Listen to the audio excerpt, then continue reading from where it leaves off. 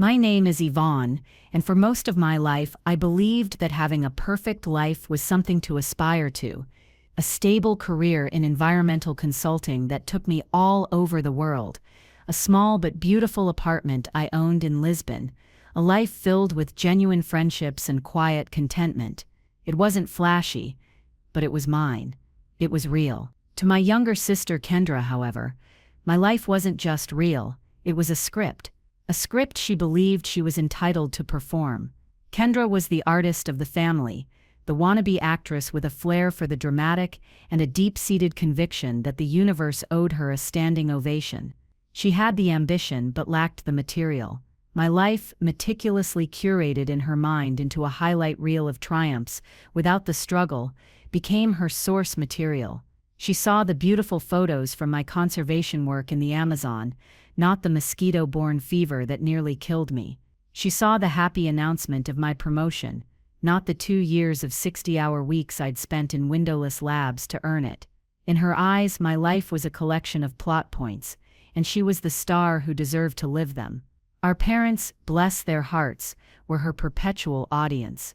They saw my stability not as something I had built, but as a resource for Kendra to draw upon. "Yvonne will be fine," they'd say. "She always is. But Kendra, she's a dreamer. She needs our help." Their help always seemed to have my name on the bank slip. For years I played my assigned role, the reliable, successful older sister, the family ATM, the emotional rock. I paid for her headshots. I covered her rent in Los Angeles more times than I can count. I listened to her tearful monologues about brutal auditions and cruel casting directors. I did it because she was my sister, and I loved her. Or, more accurately, I loved the idea of her, the sister I wished she was. But love and enabling are a toxic cocktail, and I had been drinking it for a very long time. It wasn't about revenge, not at first. It started with a quiet Tuesday morning and a cup of coffee. I was back in the States for a few weeks, staying with my old college friend Chloe, in her quiet suburban house outside of Chicago. I hadn't told my family I was back yet. I wanted a little peace before the inevitable storm of requests and passive-aggressive comments about my jet-setting lifestyle began. Chloe was scrolling through her phone, her brow furrowed. She let out a low whistle. "You're not going to believe this," she said, turning her screen towards me. There, on a glossy ad for a new reality TV show, was my sister's face. But it wasn't just her face, it was her face superimposed over one of my photos from a research trip in the Andes. The tagline read, "Second chance. Their trauma is their strength." The show's premise was simple and brutally effective. Find people who had overcome incredible life-altering hardships and give them a platform and a hefty cash prize to restart their lives. And there was Kendra, rebranded as a survivor. The ad copy gushed about her. Kendra, a courageous conservationist who survived a near-fatal climbing accident in South America, now fighting for her second chance at a dream. I felt the coffee cup tremble in my hand. The climbing accident. My climbing accident. The one that left me with a 6-inch scar hidden under my hairline, a slight tremor in my left hand, and a story I rarely told because it was too painful to relive. She hadn't just stolen my photos, she had stolen my pain, she had monetized my trauma. She had taken the worst day of my life and turned it into her audition tape. That's when my phone buzzed. It was an email with a subject line that made my blood run cold. "Long time no see. A proposition for you." It was from Justin, my college boyfriend, the one who'd held my hand in the hospital in Quito. The one I'd stupidly let go because my life was too chaotic for a relationship. The email was short. "Yvonne, I know this is out of the blue. I'm the lead producer on a new show called Second Chance. Your sister is one of our finalists. Her story is compelling, but something feels off. I did some digging. I found your old blog posts about your accident. The finale is live in 2 weeks. I want to fly you to LA. I want you to come on the show. I want you to surprise her." The world tilted.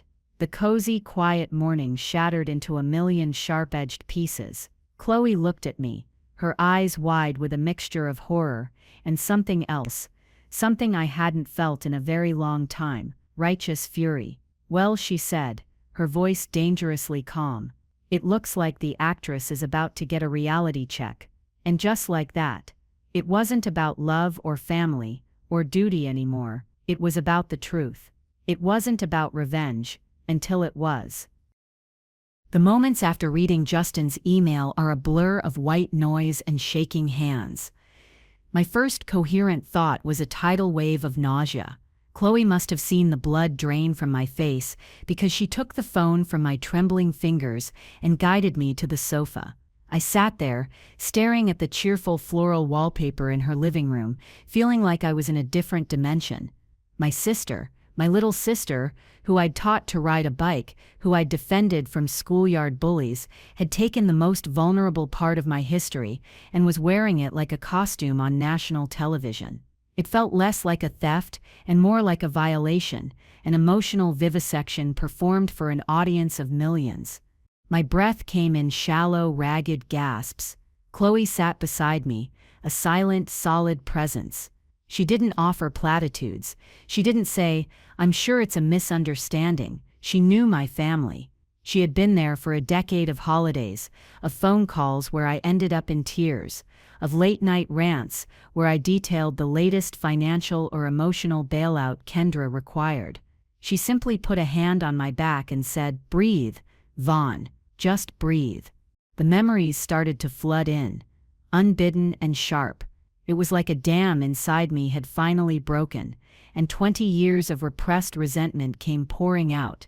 I remembered being 12, saving up my allowance for weeks to buy a beautiful leather-bound journal. I'd written my most private thoughts in it, my childish dreams and fears. One day, I found Kendra in her room, reading it aloud to her friends, her voice dripping with mockery as they all shrieked with laughter. When I confronted her, tears streaming down my face, she just shrugged. "Lighten up, Yvonne. It's just a stupid diary." My mother, hearing the commotion, came in and told me to stop being so sensitive. "Kendra's just being a kid," she'd said. "You're the older sister. You should be more understanding." The message was clear. Even then, my feelings were an inconvenience. Kendra's were a performance to be accommodated. Then came the flash of another memory, this one from high school. I had worked all summer at a dreary diner to save for a used car, a beat-up but beloved Honda Civic that represented my first taste of real freedom. Kendra, who had just gotten her license, begged to borrow it to go to a party. I hesitated, but our father intervened. "Don't be selfish, Yvonne. Share with your sister." She'd returned it the next morning with a massive dent in the passenger door and a story about a runaway shopping cart in a parking lot. It was a lie. I knew it was, but she cried so convincingly that my parents paid for the repair and scolded me for parking in such a dangerous spot. A month later, one of her friends let it slip that Kendra had been street racing. When I brought this up, my parents waved it away. "It's in the past," they said. "Let it go. You're just trying to stir up trouble for her." My hard work was disposable. Her recklessness was excusable. The pattern was set in stone. The most painful memory, though, was the one she was now exploiting. The climbing trip to the Andes. It was a research expedition during my master's program. I was 24, full of confidence and a healthy dose of hubris. Kendra had been in a particularly deep slump, recently dropped by her agent and complaining that her life had no narrative. She'd called me sobbing, saying she felt trapped and uninspired. In a moment of what I now recognize as profound foolishness, I invited her to join me for the last 2 weeks of my trip, thinking the scenery might do her good. I paid for her ticket. I bought her gear. For a few days, it was almost nice. She seemed genuinely impressed by my work, taking artistic photos and scribbling in a notebook. The actress was doing research. Then came the day of the climb. It was a challenging but well-established route. I was with my guide, a seasoned local named Mateo. Kendra was supposed to stay at base camp. She wasn't experienced enough for the ascent, but she was Kendra. She got bored. She convinced a younger, less experienced guide to take her up a shortcut to meet us, wanting to get a dramatic photo of herself at the summit. She didn't use a shortcut. She went off-route entirely. We heard her scream. It was a sound that will haunt me forever. Matteo and I had to abandon our own safe route to find her. She was clinging to a ledge, frozen with terror, having slipped on a patch of loose shale. I anchored myself and started to traverse over to her. I was talking to her, keeping her calm, telling her exactly what to do, but she panicked. She tried to lunge towards me instead of waiting. Her weight shifted, and a section of the rock face she was on gave way. It was a small avalanche of rock and ice. She was unhurt, cushioned by a snowdrift below. But a piece of granite, the size of a dinner plate, caught me in the head. I remember the sickening crunch, the flash of white, and then nothing. I woke up 2 days later, in a small clinic in Quito, my head bandaged, my left arm in a cast, and a diagnosis of a severe concussion and a fractured ulna. Kendra was by my bedside, crying. But her tears, I realized later, were not for me, they were for herself. She was the center of her own drama. I almost died, Yvonne. She'd sobbed to our parents over the phone. I saw my life flash before my eyes. In the retelling, her foolishness became a brave struggle against the elements. My injury became a footnote in her dramatic tale of survival. And my parents, they ate it up. They sent her money for a spa retreat to recover from the trauma, while I was learning to write with my right hand and battling vertigo. I never corrected the story. What was the point? It was easier to just be the strong one, who was fine. It was easier than fighting the family narrative. Chloe's voice pulled me back to the present. So what Justin is proposing, she said, her tone sharp and analytical, is a public correction of the record. I shook my head, the motion making the room spin. It's not that simple, Chloe. This is my family. This is my sister. Your sister, Chloe countered, her voice softening slightly, but losing none of its steel, is committing fraud on national television using your life as her material. This isn't a simple family squabble over the remote control, Vaughn. This is grand larceny of the soul. She didn't just steal a story, she stole your pain and is trying to cash it in for $100,000. She was right. Every word was a cold, hard stone of truth. For years, I had made excuses. She's sensitive. She's just trying to find her way. She doesn't mean it, but this was different. This wasn't a private humiliation. This was a public coronation built on a throne of lies, a throne she had carved from my bones. I thought about the scar on my head, hidden by my hair, a permanent reminder of that day. I thought about the faint, persistent tremor in my hand when I was tired or stressed, a neurological ghost of the injury. These were my truths, written into my very body. How dare she claim them? What do? I whispered, the question feeling impossibly heavy. First, Chloe said, grabbing her laptop, we watch the show. We need to know exactly what lies she's telling. And that was the catalyst. It wasn't just Justin's email. It was the decision to stop looking away, to finally face the monster my silence had helped create. Chloe found the show's website. They had clips of each finalist's journey. We clicked on Kendra's. There she was, sitting in a softly lit studio, her eyes artfully welling with tears. She spoke in a hushed, breathy voice about her passion for the untamed wild, being born from a brush with death. She described the climb, but in her version she was the hero. She spoke of her guide, a nameless, faceless character, getting injured, and how she had to bravely find her own way down the mountain, surviving for a day on her own, before being rescued. She'd completely erased me from my own story. The only thing she kept was the injury, which she now claimed as her own. She even gestured vaguely to her head, her perfectly coiffed hair showing no trace of a scar. I still get the headaches, she said, her voice cracking with emotion, and sometimes my hand shakes. I felt a laugh bubble up in my chest, a bitter, broken sound. She was a good actress. I had to give her that. She was so convincing that for a split second, even I almost believed her, but then the rage hit me, cold and pure. It was a clarifying force, burning away decades of fog, the years of me being too sensitive, of being told to let it go, of my accomplishments being minimized, and my sacrifices being ignored, all coalesced into a single hard point of resolve: my perfect life, my easy life. I had fought for every scrap of it. I had bled for it. And she was not going to have it. Not this time. I picked up my phone and opened my email. I stared at Justin's name for a long moment, then I started to type. Justin, it's Yvonne. Yes, I'm back in the States. Yes, I saw the show. You're right. Something is off. The story she's telling is mine. I'm in. Book the flight. I hit send before I could second-guess myself. The decision was made. The quiet, understanding, long-suffering older sister was officially off the clock. The show was called Second Chance, and I was about to give my sister a second chance to tell the truth. Whether she took it or not was up to her, but the audience was going to hear it, one way or another.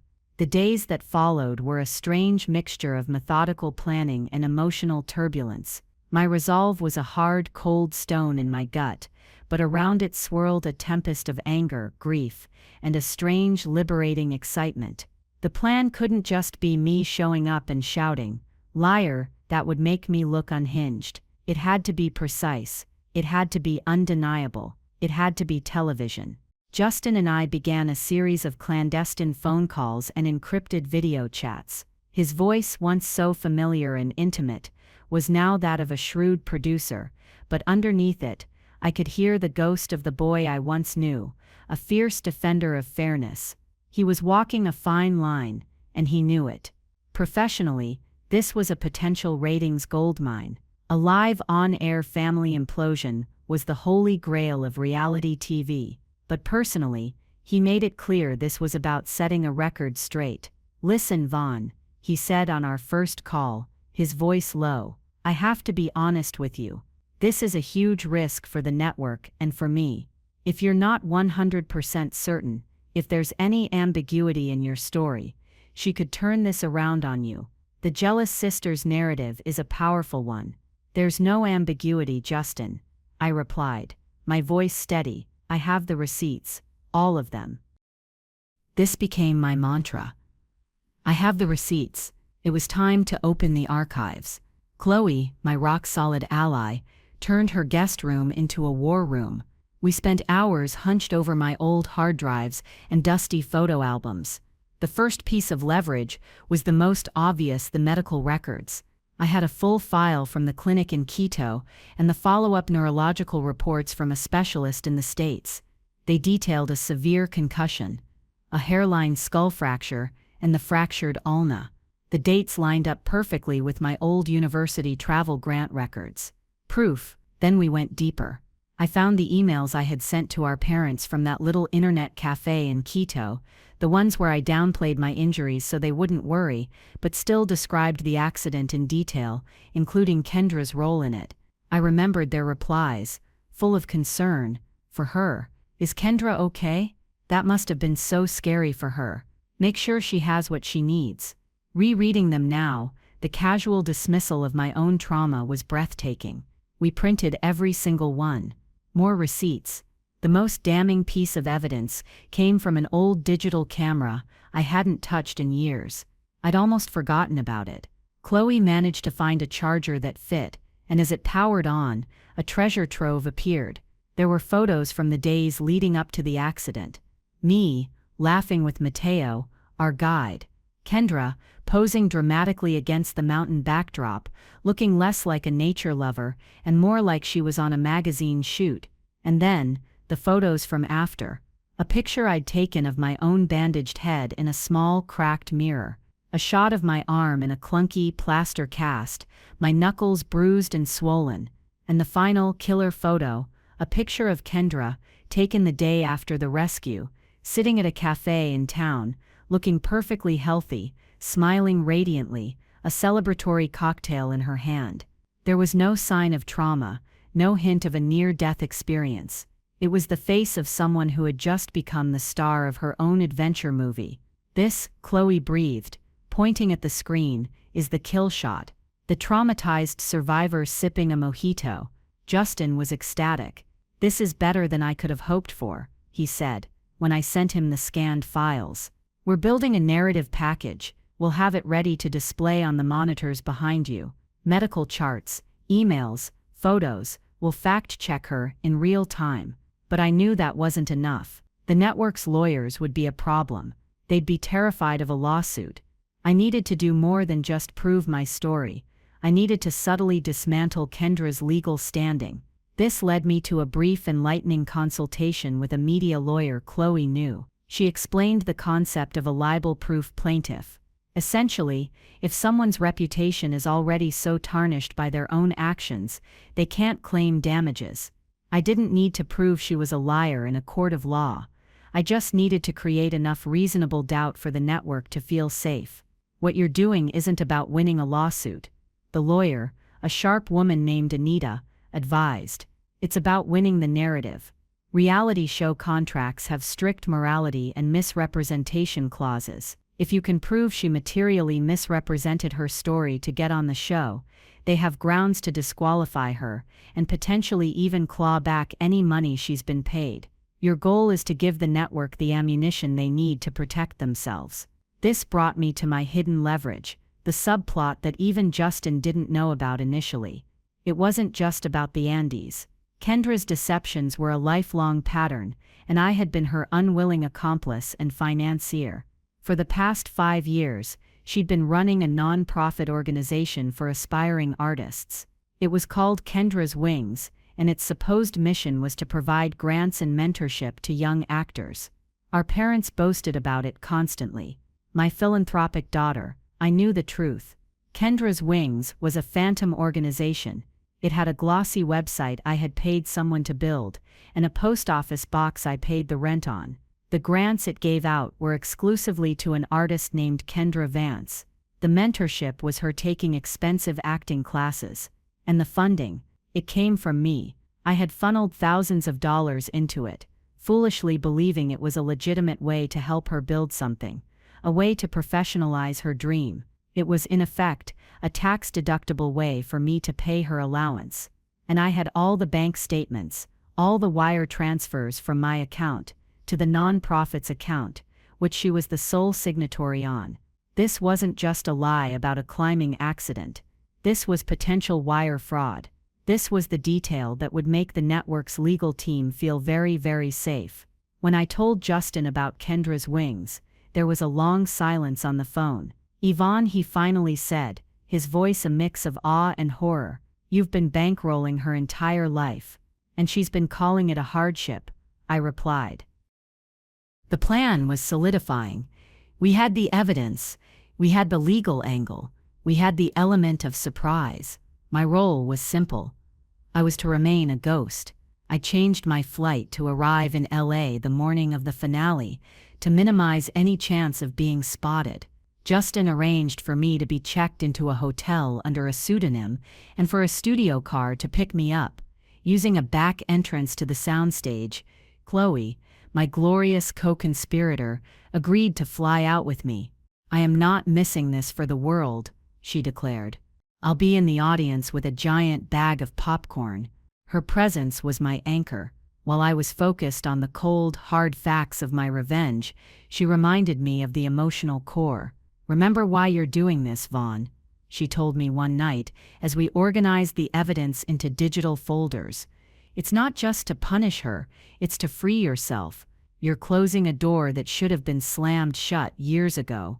As the day of the finale approached, a new phase of the plan began, one I hadn't anticipated, but which Justin, with his producer's mind, orchestrated perfectly.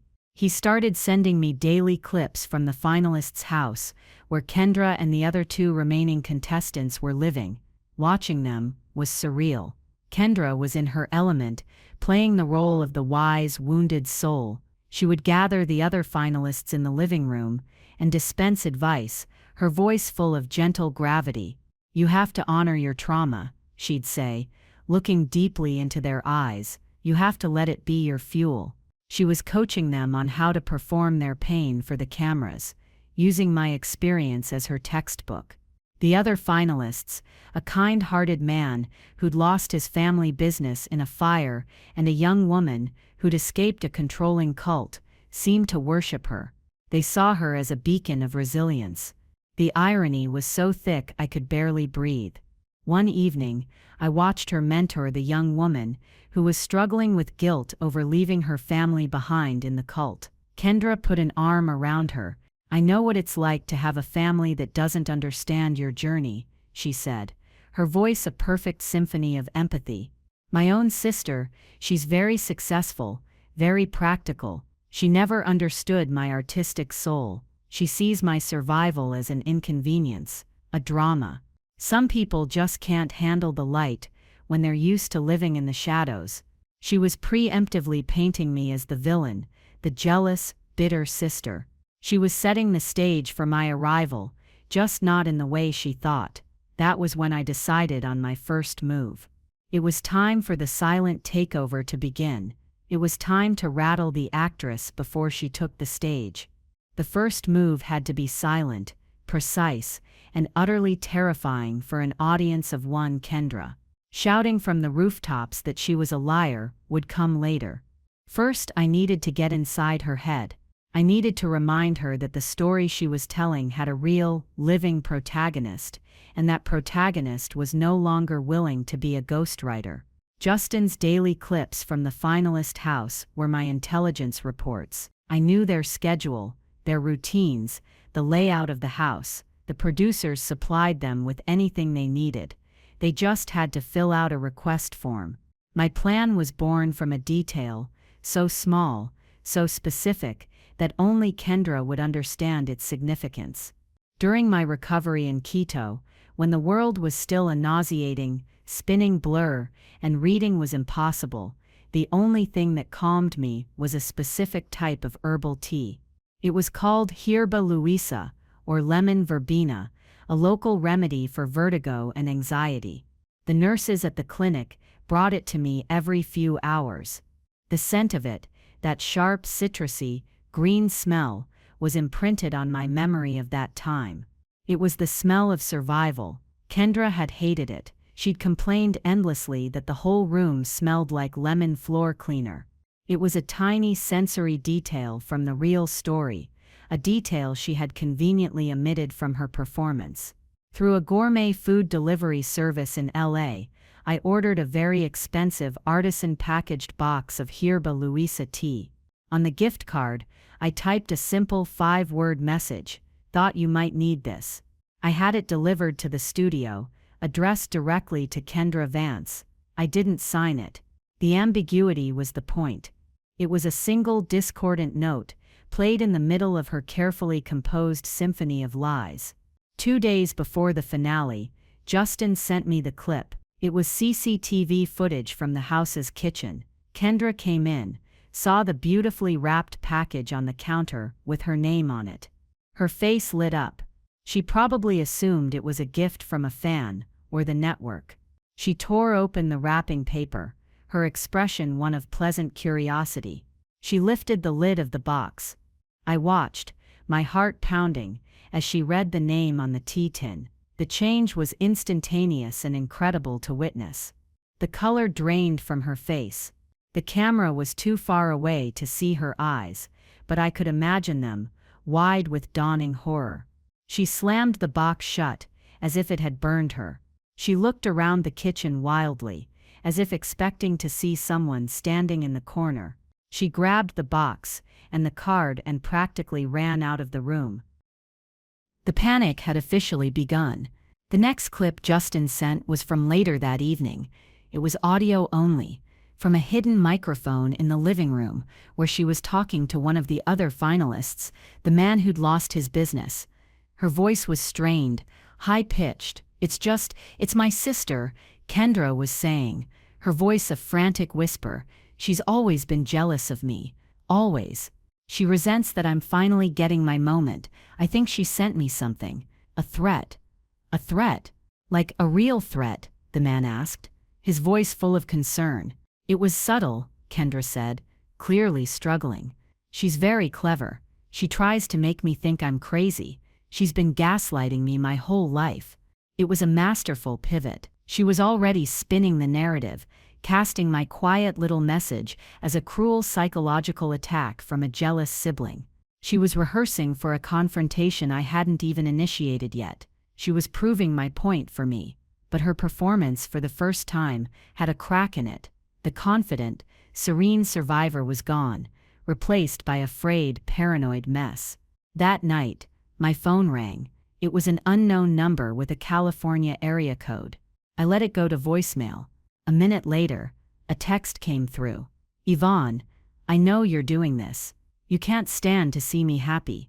Call me. It was the first time she had reached out to me directly in almost 6 months. I stared at the message, a cold satisfaction spreading through me. The silent takeover was working. I was a ghost haunting her victory lap. Then came the calls to our parents. Chloe and I were eating dinner when my phone buzzed with my mother's ringtone. I ignored it. Then my father's. I ignored that too. Then came the texts. A cascade of them, one after another, a frantic waterfall of guilt and manipulation. From Mom, Yvonne, your sister is very upset. She thinks you are trying to sabotage her big break. Please call her. She needs your support. From Dad, this is not the time for your petty jealousies, Yvonne. Kendra is on the verge of something wonderful. Don't you dare ruin it for her. From Mom, we are so disappointed in you. After everything we've done for you, this is how you repay us. By tormenting your sister? Everything they had done for me? The words were so absurd, so completely detached from reality, that I almost laughed. I had been their family pension plan, their emotional support animal, their reliable bedrock, and in their narrative, they had been the generous ones. The disconnect was absolute. Chloe read the messages over my shoulder, her expression hardening. Wow, she said softly. They really have no idea, do they? They've been watching Kendra's movie for so long, they think it's a documentary. I didn't respond to any of them. My silence was my new weapon. For years my role was to answer the phone, to soothe, to explain, to placate, to pay. By simply not engaging, I was cutting the puppet strings. And the puppets were starting to flail. The next day, Justin sent me the best clip yet. Kendra had requested a private meeting with him, and another producer. She was trying to get ahead of the story. The footage showed her sitting on a couch in a production office, dabbing at her eyes with a tissue. My sister Yvonne, she began, her voice thick with manufactured pain, is a very troubled person. I love her, I do.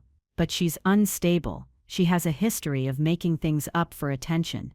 She's always resented my artistic pursuits. I'm worried she might try to contact the show. She might tell lies about me. She once had a little fall on a hiking trip, and she's blown it up in her mind into this huge dramatic thing. I'm scared she's going to try to claim my trauma as her own. It's what she does. Justin, to his credit, played his part perfectly. He leaned forward, his face a mask of professional concern. Thank you for letting us know, Kendra. We have a great security team. We won't let anyone disrupt your big night. You just focus on you. As soon as she left the room, he looked directly at the hidden camera in the corner of the office, the camera feeding the video to my hotel room, and gave a slow, almost imperceptible wink. The trap was set. Kendra, in her panic, was walking right into it. She thought she was building a firewall against me. In reality, she was pouring gasoline on a fire she didn't even know had been lit. She had handed the network a documented, on-camera record of her preemptive lies, making my eventual reveal all the more devastating and legally defensible for them. She had checkmated herself. The night before the finale, I laid out my ammunition on the hotel bed. A USB drive containing the narrative package, the medical records, the emails, the photos, the bank statements for Kendra's wings. I had my outfit picked out. A simple, elegant, dark blue dress, no nonsense. I wasn't going as a victim, I was going as a fact-checker. Chloe sat on the edge of the bed, watching me. "Are you ready for this?" she asked quietly. I thought about the years of being the strong one, the one who never asked for anything, the one who always understood, the one who absorbed the family's dysfunction so everyone else could float along in blissful denial. Strength isn't about how much you can carry. I see that now. True strength is about knowing what to put down. "I'm not the one who needs to be ready," I said. "She is." The antagonist panic was beautiful in its predictability. Kendra, so used to controlling the narrative, was unraveling, and as she unraveled, she inadvertently tightened the noose around her own neck. My silence was screaming in her ears, and she was filling that silence with all the wrong words. The stage wasn't just set for the finale, it was set for a reckoning. The frantic energy from Kendra began to radiate outwards, infecting our parents. The day of the finale, my phone became a battlefield. My mother, Marion, left a string of increasingly hysterical voicemails. The first one was pleading. "Yvonne, honey, please. Whatever this is, it's not worth hurting your sister. She's so fragile right now. Just call me. We can fix this." The second was laced with passive aggression. "I guess we know who the family's true artist is. Kendra creates beauty, and you seem determined to create drama. I don't know where I went wrong with you." The final one was pure, unadulterated guilt. "Your father's heart isn't strong, Yvonne. The stress you are putting on him. I hope you can live with yourself if something happens. This is cruel. You are being cruel." It was a masterclass in manipulation, honed over decades. For the first time in my life, it didn't land. The words were just noise, the desperate static of a system losing power. They weren't reacting to my actions. They were reacting to the loss of my compliance. My father, Richard, a man of few words and deep resentments, sent a single brutal text. "You were always the selfish one." It was almost comical. I, who had funded their vacations, paid for their emergency roof repair, and served as their free family therapist, was selfish. Their perception of reality was so warped, it was almost a work of art. This was the moment of the family exodus. Not a physical departure, but a complete and total emotional one. I realized, with a clarity that was both painful and liberating, that I had never truly been a part of their family unit. I was a utility, a resource, a support system for the real star, Kendra. Now that the utility was being shut off, the house was going dark, and they were blaming the power company instead of the person who never paid the bill. Kendra, meanwhile, was engaged in her own desperate counter-manipulation at the studio. Justin kept me updated with a series of texts. Kendra is telling producers you have a criminal record. Kendra is now claiming you were addicted to painkillers after your minor fall. Kendra just told the network psychologist that you suffer from delusions of grandeur. She was throwing everything at the wall, hoping something would stick. Each lie was another nail in her own coffin, another piece of evidence for the network that she was an unreliable narrator. The beauty of it was that her desperation made my job easier. I didn't have to prove she was malicious. She was doing it for me. Her frantic attempts to paint me as a monster only made her look more unstable, and me, by my very absence and silence, look more credible. The hours before the show were surreal. I sat in a quiet, isolated green room that Justin had arranged, deep in the labyrinthine backstage area of the studio. Chloe was with me, a calm, steadying presence. She'd made a flask of tea, real English breakfast, not Herba Luisa, and we sat in comfortable silence, watching a monitor that showed a live feed of the audience filling up. I saw my parents, Marion and Richard. They were in the front row, looking proud and anxious. They had flown to LA to witness their daughter's coronation. They smiled and waved at the cameras that panned across the crowd. They had no idea they were about to become collateral damage in a war they had enabled for 30 years. A part of me, a small, stubborn part that still clung to the idea of family, felt a pang of something that might have been pity. They were going to be humiliated, and they wouldn't even understand why. They would see me as the aggressor, the bomb thrower, who destroyed a happy family moment for no reason. They would never ever be able to see the long, slow fuse I had been watching burn my entire life. But then I looked at Chloe, who gave me a small, encouraging nod. She knew. Justin knew. I knew. And soon everyone else would too. That was all that mattered. The truth didn't require their permission to exist. A young production assistant, with a headset, knocked on the door. 5 minutes, Miss Vance. She looked at me, then at the monitor, then back at me, a flicker of dawning comprehension in her eyes. She clearly recognized me from the photos in Justin's evidence package. Justin said to tell you, the monitors are synced. We're ready when you are. I gave her a nod. It was time. Chloe gave my hand a squeeze. Break a leg, she whispered. Or don't. Given the context, I let out a genuine laugh, the tension breaking for a moment. It felt good. I stood up, smoothed down my dress, and took a deep breath. It wasn't about revenge, it was about balance. It was about taking my story, my pain, my life back, from the person who saw it as nothing more than a costume. The exodus wasn't just me leaving my family, it was my family's fabricated reality, finally leaving me. I was walking out of the shadows they had kept me in, and I was walking into the light, and the light, I knew, was going to be blinding. The walk from the green room to the backstage waiting area was the longest of my life. Every step echoed on the concrete floor, a drumbeat counting down to the moment of impact. A stage manager, a woman with kind eyes and a ruthlessly efficient demeanor, handed me a small earpiece. Justin will be in your ear, she said. He'll give you the cue. Just walk to the center mark when he tells you to. The host knows you're coming. My heart was a hammering drum against my ribs. Through a gap in the thick velvet curtains, I could see the stage. It was bathed in impossibly bright lights, a kaleidoscope of blue and gold. The audience was a roaring, shadowy beast, and in the center of it all, on a sleek white couch, sat Kendra. She was radiant. She wore a shimmering silver dress, her hair and makeup flawless. She was holding hands with the other 2 finalists, a picture of solidarity and grace. The host, a man with a dazzling smile, named Carter Hayes, was wrapping up their final video packages. Kendra's played on the giant screens behind them, a montage of her tearful confessions and brave moments from the show, all set to swelling, inspirational music. It ended with a close-up on her face, a single perfect tear rolling down her cheek. The audience erupted in applause.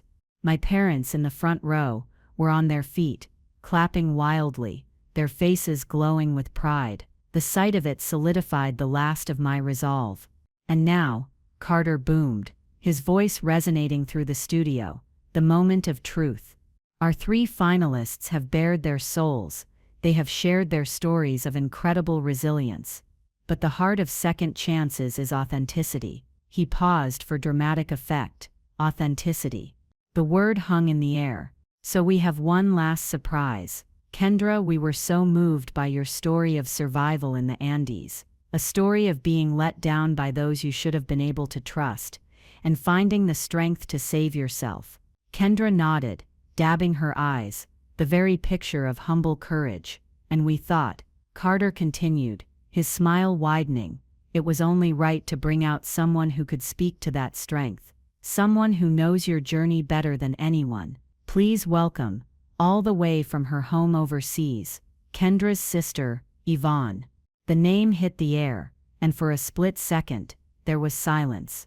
I saw Kendra's head snap up. Her smile froze, cracking like thin ice. The color, which had been so artfully applied by the makeup team, seemed to evaporate from her face. I saw her eyes dart wildly towards the side of the stage, right where I was standing. Our eyes met. The look on her face wasn't just shock, it was the terror of a ghost seeing itself in the mirror for the first time. Walk, Yvonne. Now, Justin's voice said calmly in my ear. I pushed through the curtain and walked into the light. The applause was scattered, confused. The audience didn't know who I was, but they could feel the sudden jarring shift in energy. I kept my eyes locked on Kendra. I didn't smile, I didn't wave, I just walked, my steps even and deliberate, towards the center of the stage. I saw my parents' faces, their clapping had stopped, their mouths were hanging open, their expressions a comical blend of confusion and horror. They looked from me to Kendra, and back again, as if trying to solve an impossible equation. I reached the couch. Carter, ever the professional, gestured to the empty space next to my sister. "Yvonne, welcome. What a surprise. Your sister had no idea." "I can see that," I said, my voice calm and clear. It carried through the microphone they'd clipped to my dress. I sat down, leaving a careful foot of space between myself and Kendra. She was rigid, a statue of panic. She wouldn't look at me. "Kendra," Carter said, turning to her, "you must be overcome. Your sister, here to support you on your big night." Kendra forced a laugh. It was a brittle, ugly sound. "Yvonne," she stammered. What are you doing here? I thought you were in Portugal." "I was," I said, turning to look directly at her, "but I felt it was important to be here, to fact-check." That was the cue. The giant screens behind us, which had been showing the show's logo, flickered and changed. On one side, a picture of Kendra's tear-streaked survivor face appeared. On the other side, the first of my receipts flashed up the admissions form from the clinic in Quito. My name, Yvonne Vance, was clearly visible. My diagnosis, severe concussion, fractured ulna, was highlighted in red. "Kendra," I said. My voice still quiet, but now it cut through the studio like a surgeon's scalpel.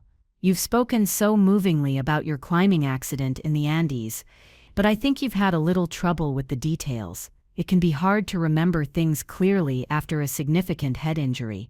I should know." The next image flashed on the screen. My photo from the clinic, my head bandaged, my face pale and bruised. A collective gasp went through the audience. Kendra finally looked at me, her eyes blazing with a desperate, cornered fury. "What are you doing?" she hissed, her voice low enough that only I and the microphones could hear. "You're ruining everything." "No," I said, turning to Carter and the cameras. "I'm correcting the record. The story Kendra has been telling is in fact my story. I was the one injured in that rockfall, an accident, I should add, that was caused by my sister's decision to ignore safety protocols and leave the designated trail." The screen changed again. Now it showed the email I had sent my parents. With the sentence, "Kendra is fine, but she caused a rockslide that hit me," highlighted. My mother's face in the front row was a mask of disbelief. She was shaking her head, as if she could physically negate the words on the screen. "And as for the trauma of recovery," I continued, my voice gaining strength, "while my sister claimed to be suffering, this photo was taken the next day." The kill shot appeared. Kendra radiant and smiling, holding a cocktail in a sunny cafe. The silence in the studio was absolute. It was the silence of 100 people holding their breath. "This show is called Second Chance," I said, my gaze sweeping across the audience, the host, and finally landing back on my sister. "It's for people who have overcome incredible hardship, and that's where the biggest lie is, because my sister's life has been anything but a hardship. For the last 5 years, she has been the sole beneficiary of a private grant, allowing her to pursue her dreams without the burden of a job." The final slide came up. It was a bank statement from the Kendra's Wings nonprofit, showing a direct wire transfer from my personal account, with the memo Q4 support.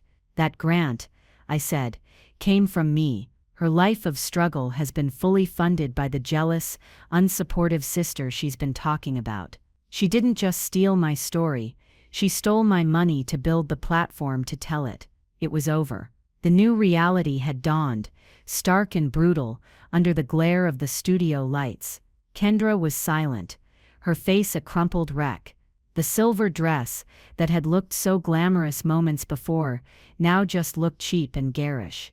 The host, Carter, looked utterly stunned, staring at the monitors as if he couldn't believe what he was seeing. In my earpiece, I could hear Justin's voice, not as a producer, but as a friend. "You did it, Vaughn." I stood up. "I'm not here for the prize money," I said, my voice ringing with finality. "I'm here for the truth. And the truth is, my sister is a wonderful actress. She has been her entire life. This has been her greatest role. And now the show is over." I turned and walked off the stage, not looking back. I didn't need to. The sound of 1,000 people starting to talk at once, the roar of a narrative completely collapsing, was all the confirmation I needed. The vindication was complete. The aftermath was a quiet explosion. I didn't stick around to watch the fallout in person. As soon as I was off stage, the kind-eyed stage manager whisked me and Chloe out a back exit and into a waiting black car. The door shut, sealing out the noise of the studio, and we were speeding away into the cool LA night before the live broadcast had even ended. My phone was already buzzing incessantly, but I turned it off. For the first time in my adult life, I felt no obligation to answer. The silence was a balm. Chloe just looked at me and started to laugh, a real full-throated laugh of pure, unadulterated shock and delight. "Well," she said, wiping a tear from her eye, "that was better than the season finale of anything I have ever watched." I found myself laughing with her, a laugh not of malice, but of release. A 20-year-old weight had been lifted from my shoulders. Justin called me the next morning. His voice was tired but triumphant. "You, Yvonne Vance, are a legend," he said. "The network is in chaos, in the best possible way. The clip of your fact-check has already gone viral. We had to cut the live feed shortly after you left." Kendra had a complete meltdown. The other two finalists were declared co-winners. He told me Kendra had been disqualified for violating the misrepresentation clause in her contract. The network's legal team, armed with my narrative package, was fully insulated. Kendra had no legal leg to stand on. She had tried to sue for defamation, but her case was laughed out of the lawyer's office she'd pitched it to. She had been publicly and comprehensively discredited by her own lies. The new reality for my family was stark. My parents, who had been sitting in the front row, became unwilling participants in their daughter's humiliation. There were photos of their shocked faces all over the internet. They tried to do damage control, of course. They released a statement to a tabloid blog, something about me being a troubled individual with a long history of jealousy. It didn't work. The evidence was too clear, too visceral. The receipts were public. They weren't the parents of a brave survivor anymore. They were the parents of a con artist. Their carefully constructed world of appearances had been demolished. The social standing Marion cherished was gone. The respect Richard demanded was a joke. They retreated into a self-imposed exile, refusing to answer calls from friends or other family members. Their pride too wounded to face the world. They had lost their starring role as the long-suffering patrons of a great artist. Kendra's new reality was even more brutal. Her dream of a Hollywood career was not just over, it was radioactive. No agent would touch her. No casting director would see her. She had become a punchline, a meme. The second chance show that was meant to be her launchpad became her legacy, but for all the wrong reasons. She had to give back the stipend she had received during the show. Without my funding, Kendra's wings collapsed. She had to get a real job, working as a hostess in a chain restaurant in the Valley. A fan once recognized her and asked for a photo, then posted it online with the caption, "Guess her acting career needed a second chance." The humiliation was ongoing. She had wanted fame, and in a way she got it. She was just infamous. As for me, my new reality was one of profound peace. I went back to my quiet life in Lisbon, but something had shifted. The tremor in my hand was less pronounced. The scar on my scalp no longer felt like a secret shame, but a badge of honor. I had taken the worst day of my life back. I had reclaimed my own story. Justin and I stayed in touch. Our relationship wasn't romantic anymore. Too much water and too much time had passed under that bridge. But it had become something else, something solid, a deep, abiding friendship built on mutual respect. He admitted that, yes, part of his motivation was for the incredible television it would make, but the other part, the bigger part, was that he'd never forgiven himself for not fighting for me harder after the accident, for believing the family narrative that I was fine. This was his way of making amends. It was a subplot I hadn't expected, a quiet grace note in a loud symphony of chaos. It took about 6 months for my mother to call me. I almost didn't answer, but some lingering curiosity made me pick up. Her voice was small, stripped of its usual authority. She didn't yell, she didn't accuse. She just asked, "Why, Yvonne, why would you do that to your family?" And for the first time, I had a simple, honest answer. "I didn't do it to you," I said, my voice calm. "I did it for me. You spent 30 years telling me that my life, my feelings, and my pain were less important than Kendra's ambition. I just decided to stop agreeing with you." She was silent for a long time. Then she said, "Your sister has had to move into a tiny apartment. She's struggling." The old script. The pull for me to fix it. "I know," I said. "Those are the consequences of her choices. She'll have to learn to be her own safety net." I told her I loved her, which was still true in its own complicated way, but that I couldn't be her daughter in the way she wanted me to be anymore. The bank was closed, the emotional support line was disconnected. It was the hardest and kindest thing I have ever done. So here I am. My life isn't perfect. It's real. It has scars and triumphs, quiet days and stormy ones. But it's mine. Every single piece of it. Taking my story back from Kendra wasn't just about revenge. It was a declaration of self. It was me, finally standing up and saying, "I am the protagonist of my own life. My experiences are valid. My pain is not your material. My strength is not your costume." And that's the moral, I guess. You can't let someone else write your story for you. You have to hold the pen. You have to be willing to fact-check the people who try to twist your reality, even when those people are your own family. Because setting a boundary isn't an act of aggression, it's an act of self-preservation. It's not about building a wall to keep people out. It's about drawing a line to protect the person you are on the inside. My sister was a great actress, but I'm the one who survived. And that's a truth no one can ever steal from me again. Thank you so much for listening to my story. It's been a long and complicated journey, and sharing it helps. If this resonated with you, if you've ever felt like the overlooked one in your family, or if you just enjoy seeing a bully get what's coming to them, please hit that like button. It really does help the channel reach more people who might need to hear they're not alone. And if you want to hear more stories about finding your strength and setting boundaries, make sure you subscribe and turn on notifications so you don't miss what's next. I'd love to read your thoughts in the comments below. Have you ever had to reclaim your own narrative from someone? Let's talk about it. Take care of yourselves, and remember to be the author of your own life.